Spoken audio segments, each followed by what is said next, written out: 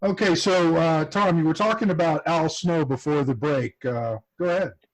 Well, the reason why I was talking about, that, me doing this for 22 years and I still have a reflection on the Al Snow. Um, One last point I was going to make is we actually booked him on the show last September.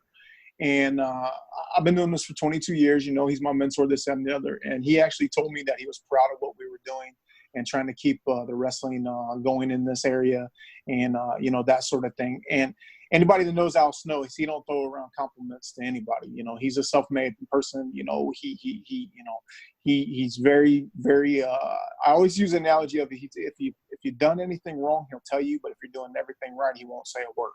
He's not the type of person to throw out compliments. He ain't the type of person that that put themselves over or put yourself over to him or that sort of thing. So the biggest thing for me coming out of that is like I said, even after doing this for so long, I still has a reflection on him. And the crazy thing about it is I just read an article or was listening to an article of him talking, and he pretty much said the same thing about his mentor. His mentor was Jim Lancaster, Jim Painter, and he pretty much said the same thing, that that the way Al's conducted himself over the last 35 years or whatever has a reflection on who his mentor was and that sort of thing. And the funny thing about it is I've talked to Jim Lancaster, Jim Painter over the years, and the cool thing about it is where we run our shows at now in the current venue is where Al Snow actually trained in that building like 30 some years ago. Really? So it's kind of come full circle, and it's kind of cool because, I asked them if they had any old pictures of when Al trained there and that sort of thing. And they were, trying to find them because I think it's like their 65th year or 70th year is getting ready to come up. And they were asking me about, possibly him coming or Jim Lancaster coming back or that sort of thing. But it's kind of cool, to know that, where we're running our current shows in our current venue, our home venue or whatever, is Al Snow trained in those very, in that very, very building, 30 some years ago. But yeah, like I said, I know John Orlando, can talk about, the way Jeff Cannon did things back in the day and, the way he always felt about, it's a reflection onto your mentor and all of that. And, that's the one thing I'm very, very old school in my way of thinking or whatever, like I said, even as a 40-some-year-old man, I still feel in the wrestling, I'm a nobody. And, I tell people that I'm on the bottom rung of a ladder and it's broke. And I always feel like I got to prove myself show after show after show, because what people fail to realize is you're only as good as your last show. People have very, very small memories, and, you got to give it to the fans time and time again. And I think that's one thing that's been lost over to maybe say the last 10 years or so is the new generation are more worried about doing it for themselves and their buddies in the back. And they lose the translation that without the fans, there is no show. It's just two guys basically wrestling in their underwear, and I think that's a big, huge mistake on a lot of promoters and a lot of promotions is they forget about the fans. They forget about the fans that stand in the lines and like in our case within War Wrestling, I just told somebody this the other day, I had kids when we started that were, 15, 16, 17 years old, who are now bringing their kids and or their grandkids to the shows. So, it's kind of like they've seen the evolution of us and they've seen us, stand the test of time. And that has a lot to do with, the people that we've surrounded ourselves with over the last 22 years, or 17 years as War Wrestling, But yeah, like I said, Don, go back to the Donnie thing. I've talked to Donnie and John knows. I'm very, very outspoken about the wrestling, and I'm very, very outspoken about, how wrestling should be or shouldn't be. And Donnie brought up a good point. Just because I do a thing a certain way, it may not work in another place, but at least you get people to think outside the box about how to do things and how to improve things. Like, you would be amazed on what a little bit of food and a little bit of water in the locker room does to the morale of your wrestlers, and people just don't realize that, the cool thing about it is, like, with what we do is I got a buddy who owns a food company. He's a personal chef, and he's been catering our shows the past couple of times or whatever. And he came to me, he said, "Hey dude, how can I help?" And I'm like, "Well, you can throw some money our way, or you can cook some food for everybody." Well, here he is. He's cooking for, 50, 60, 70 people every single show and doesn't charge us a dime. And we're talking, this dude is a professional chef, but it's kind of, those are the little things that you need to do to, let the people know that they care, even if it's just pizza. I mean, even if it's just pizza, who cares? It's something that 90% of the other promoters and promotions don't do, and it also cuts down on the cost. Like I was saying, if a guy makes $50, he's putting 30 in his gas tank to get there, and he's got to spend $20 on to eat, then they're making nothing, so, Right. No one's getting rich on working the independents, but the thing about it is, if you know that you can give them a little bit of food, a little bit of water, and they don't have to spend that extra money, then, to me, it's a win-win situation for everybody involved. And I think one of the key points you mentioned, Tom, is knowing your fans and doing things for your fans. I think that, as you mentioned, Jeff Cannon, I think that was one of the biggest, I don't know if it was the biggest, but one of the big things that he really focused on is making sure that, hey, our crowd is this type of crowd. There are going to be families that are going to bring their kids. We want to have wrestling that fits their particular idea of what wrestling is, Yeah. We keep it clean, have some great action, interact with the fans. And I think that was one of his big mantras, was making sure that, those are the people that plunk down money, that could have went to the movies or could have went out to dinner or could have done something else with that money. But instead they're there at that venue to see you perform and to see your product and to have some pride in it for the fans. Yeah, I agree. I agree wholeheartedly with that. I mean, I can kind of give you a little bit of a story of, how we are, like I tell people, how much we've given back over the years, but there's one story that sticks in my mind or whatever, talking about, fans and how loyal they are to you and that sort of thing is we had a ticket outlet called Regali's Pizza. He was with us for a very, very long time. And actually Dusty Dillinger was the manager of it at the time.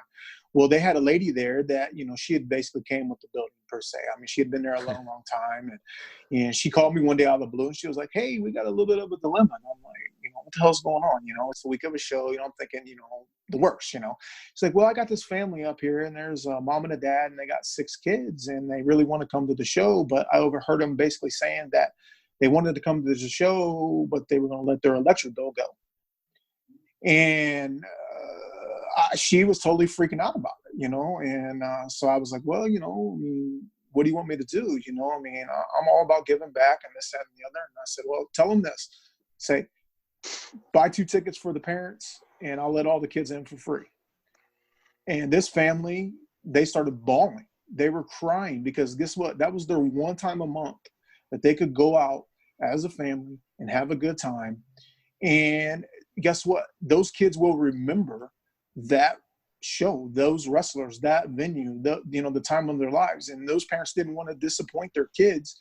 So basically they probably told them, oh yeah, this month we're going to go to War Wrestling or whatever. And then, Dose of Reality came and they had to choose, and I'm not about that.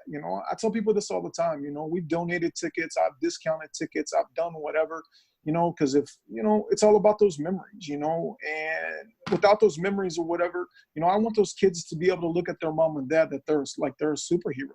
So what's that little $20 or $30 going to do to me? It's not going to make or break my day-to-day life. And that's the big thing with me is like I said, me and my wife have given back, $350,000, that's a lot of money, I mean, but it's what's needed in this community. It's what's needed in this town. And I know Jeff Cannon did a lot of stuff back in the day with OCW on the charity side and all of that. And you know what? Those are the memories that I'm going to have the rest of my life. And those are the memories that those kids are going to have, that who as a parent wants to go and tell their kids that they don't have the money to go to a wrestling show. Nobody wants to do that. You know what I mean? So in my case, guess what? Yeah, here's some free tickets. It's no big deal to me, and because guess what? When they can financially afford it, they're going to buy those tickets for everyone the next show. Right. So that's, I mean, that's the big thing with me. I tell people that, I mean, in my community and in my town, my wrestlers are seen as legitimate stars. They do not see the difference between the War Wrestling stars and the guys that's in WWE right now. They don't see the difference. And to me, that's what it's about. It's about, being able to give back and doing those little things or whatever as a community. I don't want the limelight. The kind of funny thing about it is I got a PR girl now, And the reason why I have a PR girl is because I'm not politically correct. You know, she turns my 10 bad words into 5 good words. You know, because John and Donnie knows I'm in your face. I really don't care what you think about me. This is the way it is. If you don't like it, there's the door. But she's opened up some doors for us or whatever. And the cool thing about it is, you know, she sees, she wants to get me in a room, you know, full of all these people, you know, and this, that, and the other. And the funny thing about it is, you know, now we got the local news wanting to do stories on us. And, you know, they're always asking, you know, me to be, you know, that guy. And I'm not that guy. I don't need to stand out in front of the local news and tell them how great I am or whatever. I want to be in the trenches. I want to be able to, you know, give back and make a difference that way. I don't need to pound on my chest and tell everybody how great I am or whatever, because that's not me, you know. So that's, you know, that's the good thing about me. You know, I'm more of a blue collar guy in the trenches, willing to set up and do the legwork and all of that. And I think that's one reason why the fans respect what we do, is because I'm just like them. You know, I'm a blue collar guy who so happens to run professional wrestling shows in the community that I live in. And I think that's the reason why it works for what we do, is I don't think I'm better than anybody. You know, I go to Walmart and shop. You know, that's the ironic thing about it, whatever is, you know, I go to Walmart and I see some of our fans inside Walmart, and they always ask me what the hell I'm doing in Lima, Ohio, shopping at Walmart. You know, and I'm like, what do you mean? They're like, well, you're at Walmart shopping at Walmart. And I'm like, yeah, I live here too, just like you know. So I guess that's the perception, you know, that, you know, we've made it big time in this community, and that. But yeah, you know, I mean, you're right. Without the fans, there is no reason to do this. So, Tom, let's talk about probably one of the more negative parts about being a promoter, is I'm sure somewhere along the line you've had to deal with, well, we'll say difficult talent. So, I mean, for people that are trying to learn, they're listening to this podcast, try to take some notes and whatnot.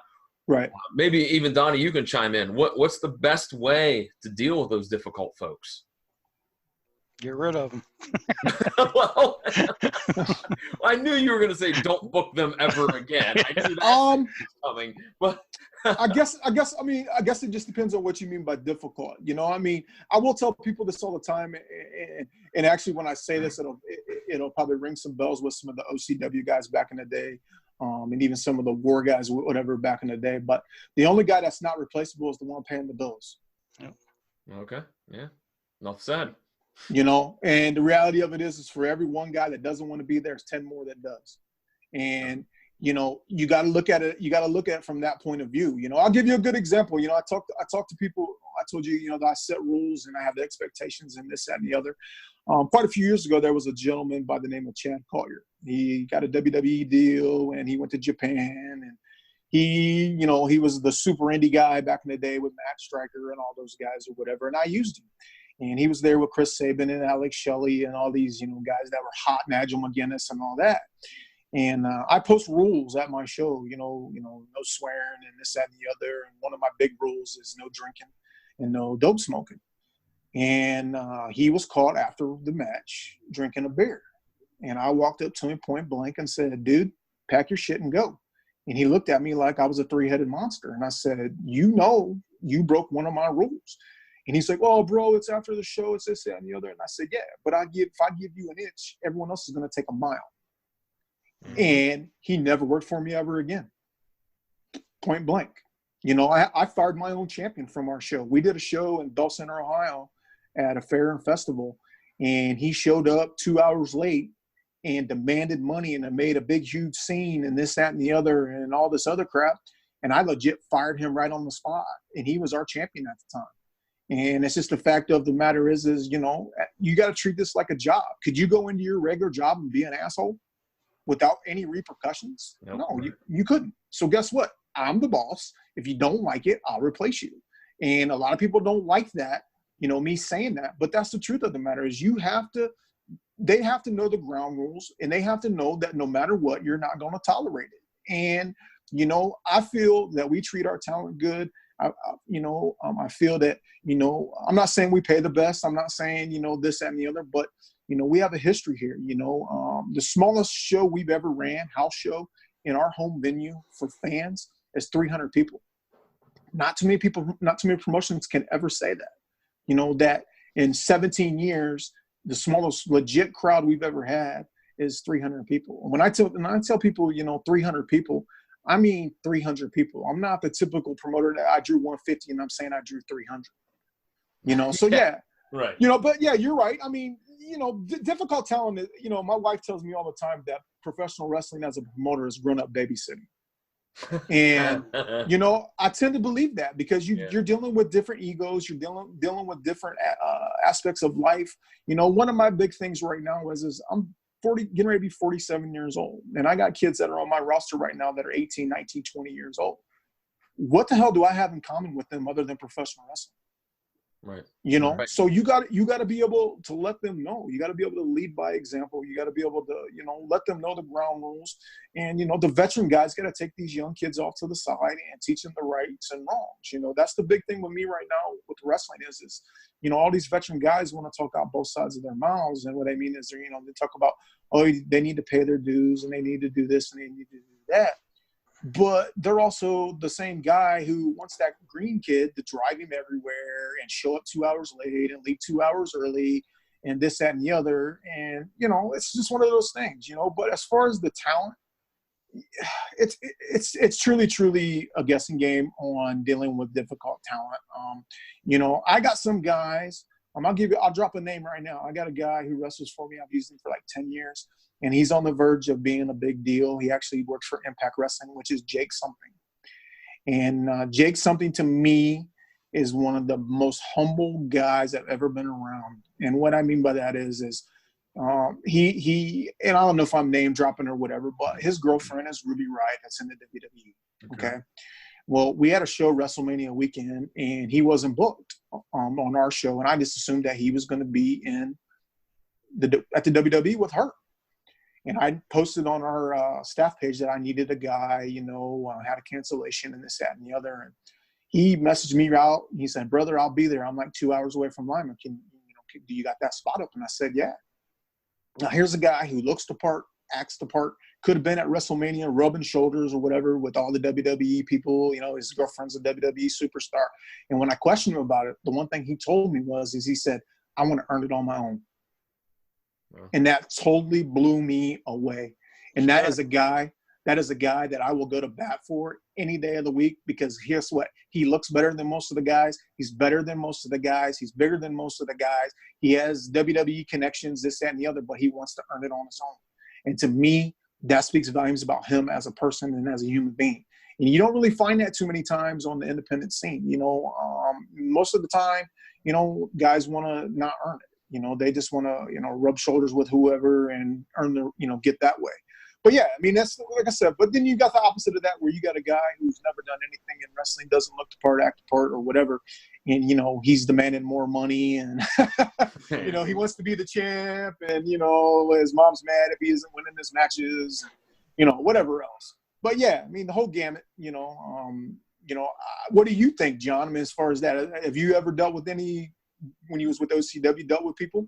Well, I got to say, I think that we were blessed that we didn't have too many folks that were difficult. And, the few that were never really worked for Jeff ever again.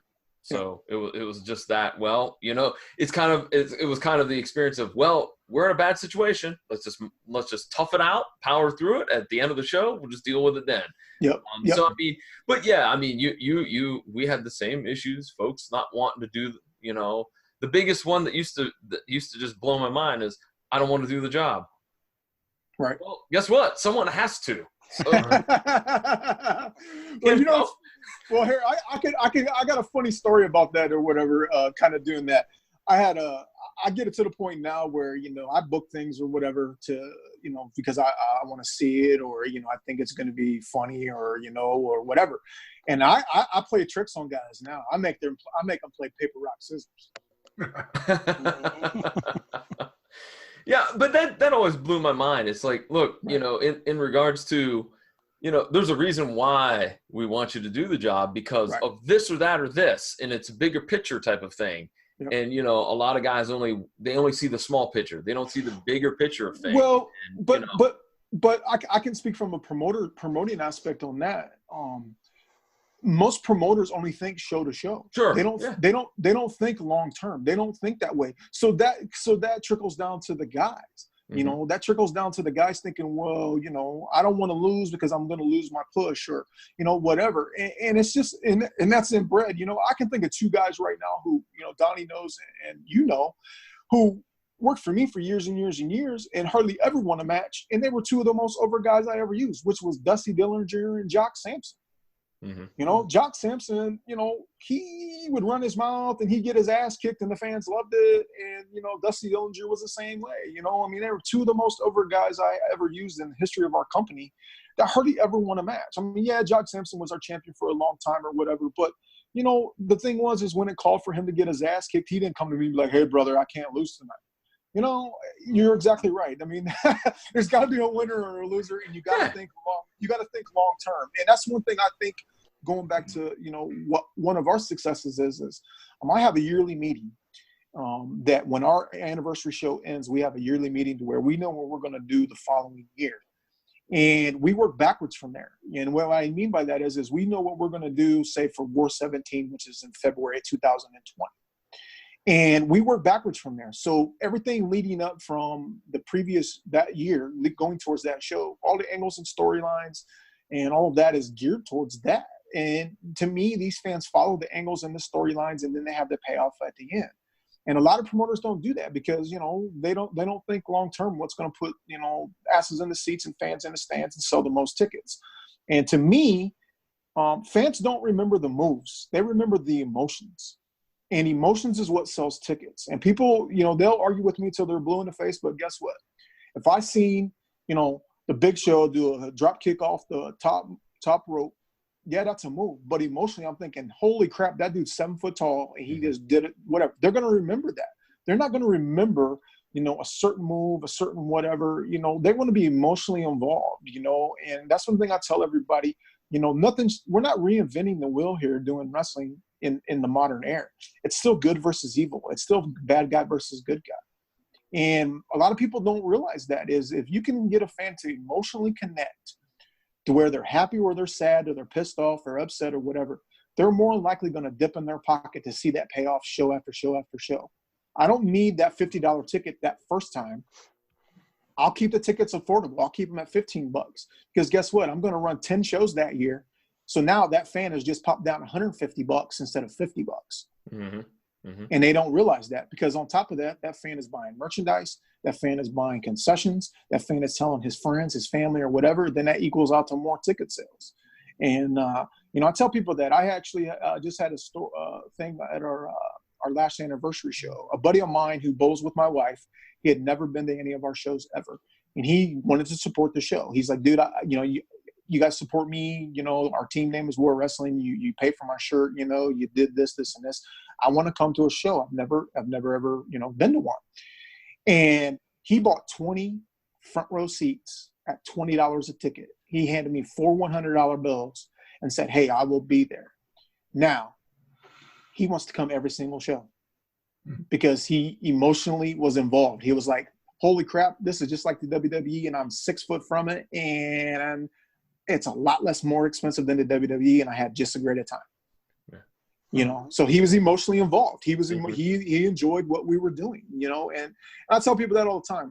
A long-term angle and storyline and with emotions will outweigh any one-spot show or one-spot move or one-spot match. You know, I tell people, you know, I mean, I guess that's maybe of an old school guard. You know, old school guard or whatever, you know, as far as the emotional side, because I know a lot of the promoters now and promotions now are about the, you know, athleticism and all that sort of thing.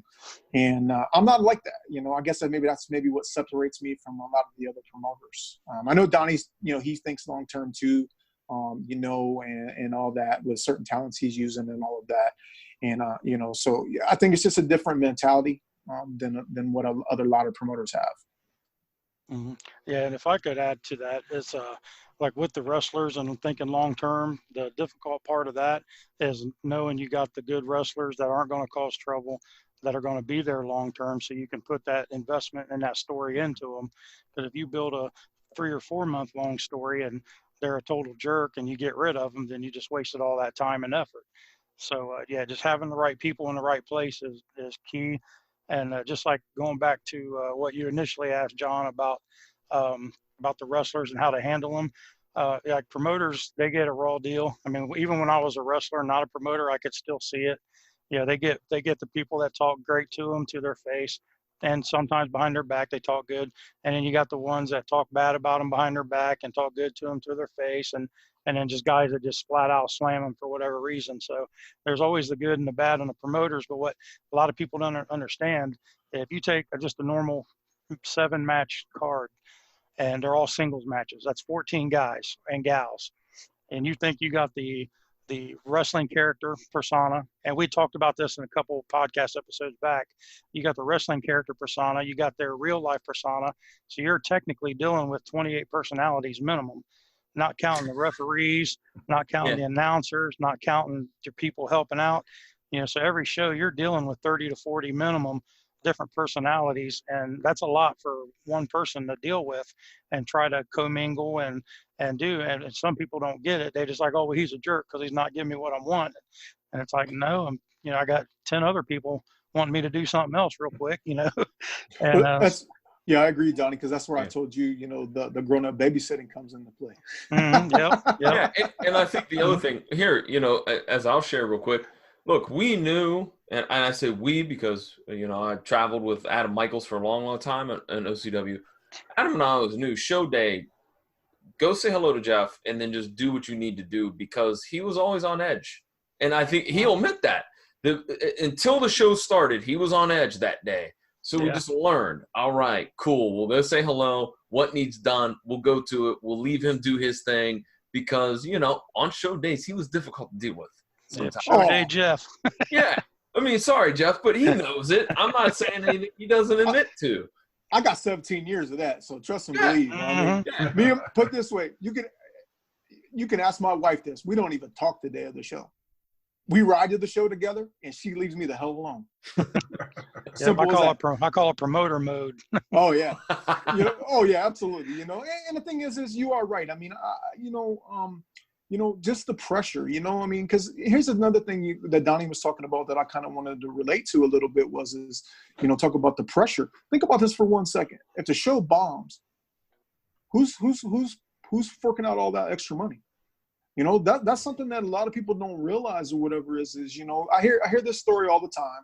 They're like, oh, have the money before you do the show and you do this and you do that and blah, blah, blah, blah, blah. And I know Donnie makes a point to do it and all of that, but I can flat out sit here and tell you is when I do my shows, maybe it's just because I believe in our product and it's going to, I feel it's going to sell tickets, but I have never, on a rare occasion, had all the payroll 100% set in stone or whatever prior to the show, because I got so many other expenses that I got to worry about.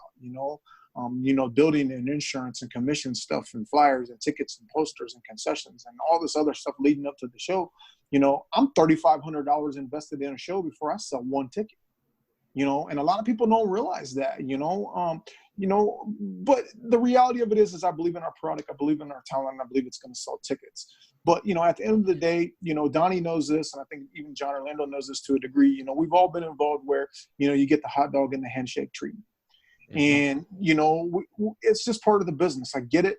But, my whole thing on it is, why should, you talked about, the bad promoters and this, that, and the other, we're all grouped in it together. And the thing that I hated about the business of it right now is that, I feel we go above and beyond, but I'm grouped in with the guy, like say, Scott rest his soul, Bull Miller back in the day. He didn't pay guys and he had a bad reputation and this, that, and the other. And guess what, Donnie? You're trying to cross them bridges that he burned 10 years ago. Yep. And that's the whole thing is God rest his soul. He had his own way of doing things. He stood the test of time and this, that, and the other. But, it's the same thing is we're all grouped together, the good, the bad, and the ugly. And, it's just one of those things that people need to realize is the pressure that a promoter is under. I can sit here and tell you, and this may shock some people, but if I knew what I knew now, 22 years or even 17 years ago about promoting, I would have never ran a show. Mm-hmm. Mm-hmm. And that's me being straight up honest. I would never do it because the amount of pressure that I'm on them to deliver show after show after show, time after time after time is unbearable sometimes. I legit take meds. It's like, but it's just the reality of it, and that's the reason why I think, that when guys like Donnie and Jeff Cannon back in the day, and me and Jimmy Lee and guys like that was kind of, we get that old school mentality is those are the guys that people need to learn from, and realize that we are truly, truly trying our best to deliver the product that pleases the boys, that pleases the fans, and it's a long-term goal for everybody. Yeah, and that's exactly the point of this podcast, is to try to get that knowledge out there. And because I know there's a lot of shady people out there, and there's a lot of promoters that don't want other promoters' help or don't want to be buddies with other promoters, and they just want to do their own thing because they think they're the bee's knees or whatever. But yeah, that's not going to get you anywhere, in my opinion. The best is to work together to make the product a better place, like me and Jim talked about in our first podcast. The haunt industry, the wrestling industry, the goal is to get the knowledge out there, try to work together to make this a better place. And, like back in the, throughout the years, you've had a bad rap on some stuff. You've had a lot of good reps on some stuff. But when it pertains to me and you, I'll drive to Lima. I'll tell Terry, hey, let's go see Big Tom show. We'll drive to Lima. We don't even pay. We walk in the back. He never says anything. He expects that. We walk in the back, we say hi to all the boys, pay our respects. Walk by, they're like, hey, there's the buffet table. He's got him a nice spread for the boys. I may or may not get a plate. I ain't going to confirm nor deny. I ain't going to say. But you can eat my share, Donnie. But, yeah, like I said, and then I just walk up and I just sit down. There was one show. Tom, when you're a promoter and it's promoter day, you're busier than crap. You ain't got time to do nothing. But I was in gorilla position with Tom almost the whole show at one of his shows, and he was kind enough to show me all of his equipment. He was kind enough to talk to me while the matches and stuff was going on, and he was trying to do his job, and he was trying to, talk to me and go back and forth sharing ideas. He even logged on to his accounts and was showing me numbers and stuff as the show was going on. And, a lot of promoters would never do that. People, they'd be like, dude, I'm trying to do something, leave me alone, but I just sat right there with him, and he was, gracious enough to, do all that. And, and he's came to our shows. We've rented his ring from him and stuff, and he's came to our shows and helped out. And I'd sit down with him and we would just shoot the shit and talk. So, when it comes to me and Big Tom, we have a great relationship. He's got a lot of knowledge. I pick his brain every chance I get. And hopefully there's some things that I say or do that maybe, rubs off on him. If not, I'll work on it. Right. Well, I will tell you this. I know you got somebody that's on your roster right now. And I will say this, we mentioned him earlier about Sean Lau and Peachy Rodriguez, and we don't see eye to eye after all these years or whatever, and that sort of thing. But I will tell you this, that is somebody that if you give him the right opportunity, he has the knowledge and he will help you in every way, shape, or form, because he is somebody that me and Dusty Dillinger beat the shit out of in training. And we taught him the good, the bad, and the ugly of professional wrestling. And he was with me for a very, very long time. And, I still consider him a friend, even though we don't see eye to eye. But right. You know what? I still have a mutual respect for Sean. And, and to this day, I will tell you this, that if that's somebody that you need help with, he will jump in and help you. And he knows that, guess what? If he don't conduct business in the right way, to this, what we talked about, that has a reflection on me and Dusty.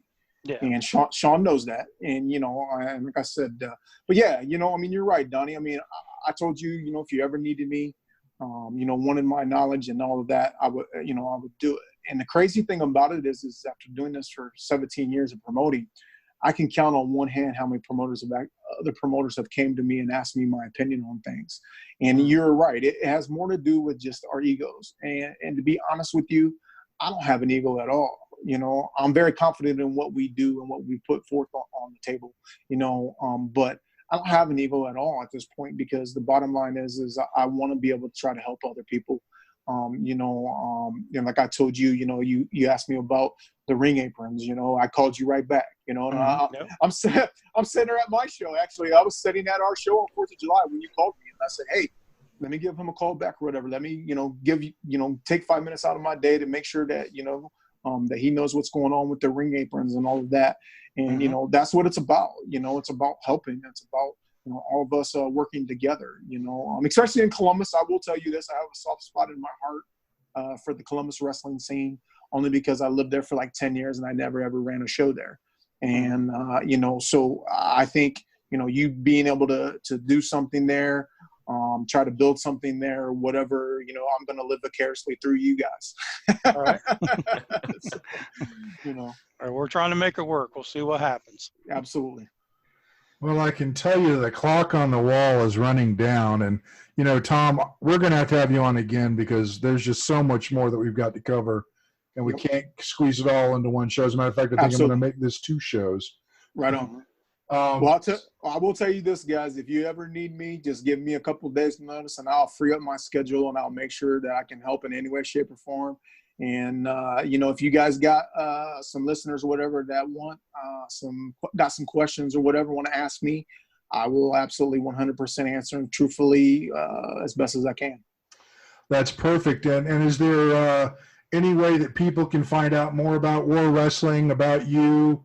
Your promotion, is there social media out there you want to plug? Yeah, we have social media. You look under War Ohio or whatever. Our business page will pop up, and then my personal page will pop up. Thomas Williams, that has a picture of our War Wrestling or whatever. That's kind of where they'll find out about our shows. One thing I do want to plug or whatever real quick, if you guys don't mind, is we got a show September 7th. In Lima, Ohio at the Bradfield Community Center. And the cool thing about this show is we're letting in all first responders in 100% free. Nice. My brother-in-law is actually a Westerville cop. And I know what he goes through day in, day out or whatever, and the stresses and all this, that, and the other. And I know a few years ago, a couple of his brothers were actually killed in the line of duty in Westerville. And that sort of thing. So we call this show Freedom Fight 2, and we allow every single first responder in free plus 1 guest. So, if someone's in Columbus, Ohio, and they're a wrestling fan and they're free on September 7th, come up to the Bradfield Community Center in Lima, Ohio, or whatever, show us your ID, and you'll get into the show 100% free.